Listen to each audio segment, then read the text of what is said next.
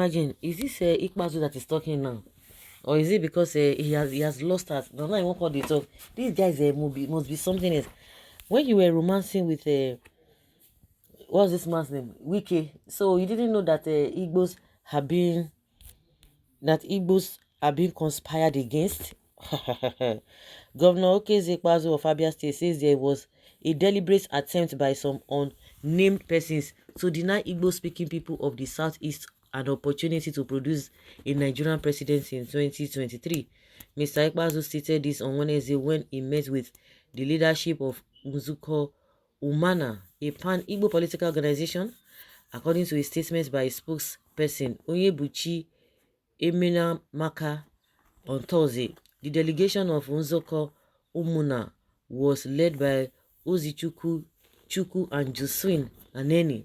The governor argued that the Igbos had made immense contributions to national development given that they reside in every part of Nigeria, but regretted that the conspiracy around them was very grave. He stressed that it was time for Ndigbo to leverage on their unity, compromise and understanding to craft and construct a pathway towards their political liberation in next elections. Igbo should not spend time fighting themselves, but rather forge a common front for their future in Nigeria. The time has come for Igbos to become intentional about their strategic disposition in Nigeria and therefore should expand conversations around the issue with a view of strengthening their relationship with other ethnic groups across the country, Mr. Ikpeazu said. Speaking earlier during the gathering, the leader of the delegation, Mr. Chukwu, said their visit to the governor was to further discuss the way forward for Ndigbo and the need for them to come together and plan ahead, adding that although Nzuko Umuna is a political organization, it is non-partisan. He equally lauded the governor for congratulating the Abia State Governor-elect Alex Oti on his victory, as well as for urging their candidate not to distract him with court litigations. Before the 2023 presidential election, there had been calls from Southeast leaders that the region should be allowed to produce a Nigerian president for the first time in 2023. Hope of many residents of the Southeast was dashed when the ruling All Progressives Congress (APC) and the main opposition People's Democratic Party, the two dominant political parties in Nigeria, picked their candidates outside the region during their separate presidential primaries in May last year. But the hope was later rekindled after a former governor of Anambra State, Peter Obi, dumped the PDP and defected to the Labour Party, where he later emerged the party's presidential candidate in the 2023 election. Although Mr. Obi was not the only presidential candidate from the Southeast, the Labour Party candidate enjoyed swelling support across the country ahead of the election, mainly in Southeast and South-South regions. But the former governor later lost in the 25 February presidential election after coming third in the exercise with a total of 6.1 million votes. Bola Tinubu 8.7, while Abubakar 6.9.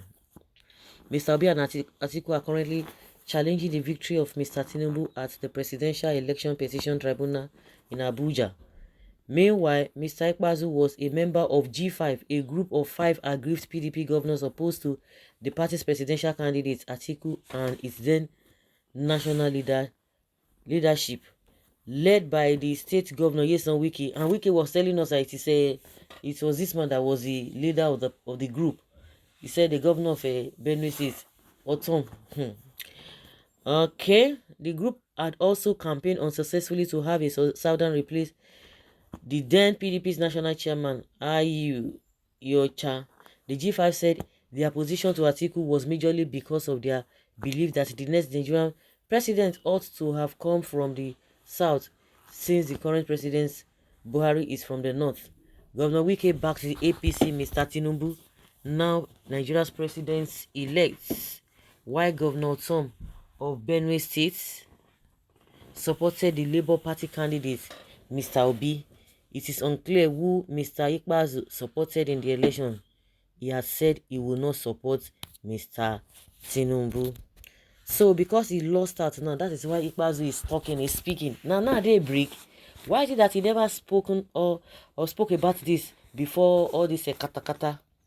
Well, with the obedience at the Southeast branch are working very hard to install only credible men and women with reputation as our leaders, ranging from governors to local governments, assembly members, senates, and federal house.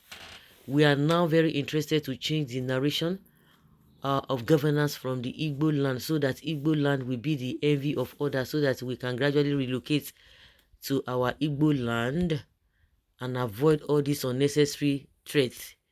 If the Igbos are supported Obi and make a Nigeria project, the presidency would have been won by the Southeast, but they never come together to support their own. What are you saying? Some people will tell you that it is only Igbo people. They have made the whole thing about Labour Party Igbo thing. It's only Igbo. They don't know other people support, other tribes supporting, other regions supporting Peter Obi, and you are coming to tell us another thing. It's just just propaganda. You should have directed this energy to speaking the truth to the conscience of Wiki and OG Kalu. If you are too big to serve, you are too small to lead, but they won't listen. You are among the conspiracy. Go and meet your Igbo Fulani brother, Senator Oji Kalu, and hear what he will tell you. Wike houseboy is now looking for appeasement after working against his own brothers.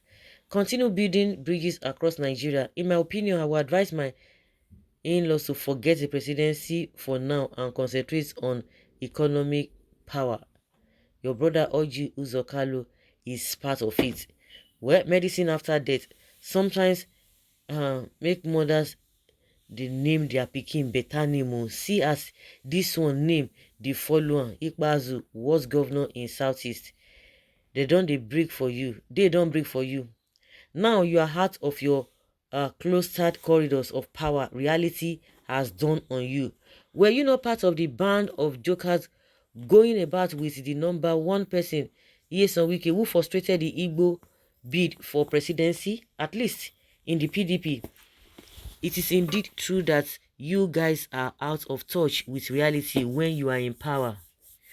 Okay. Dede, you have spoken as a Nigerian politician you are. Are other ethnic group strengthening their relationship with Igbos should be questioned. Igbos have supported other ethnic group in becoming the presidents of the country when we others reciprocate. I don't understand. If you always tell me that Igbos they don't mingle, I don't understand. And I've said it and I've asked these questions over and over again. Is there any political party in Nigeria that you don't see Igbo people? So I don't understand this building bridges. I can't get it. It's so irritating and so annoying that they don't build bridges are with words. I don't understand the statements made by all these nonsense people who always come out and say rubbish. You that you have been building bridges, the bridges that you have been building, how has it helped the Nigeria? If you want to go by that, how has it helped Nigeria in the first place? So ridiculous. So guys, let's say your opinion and have your take on this.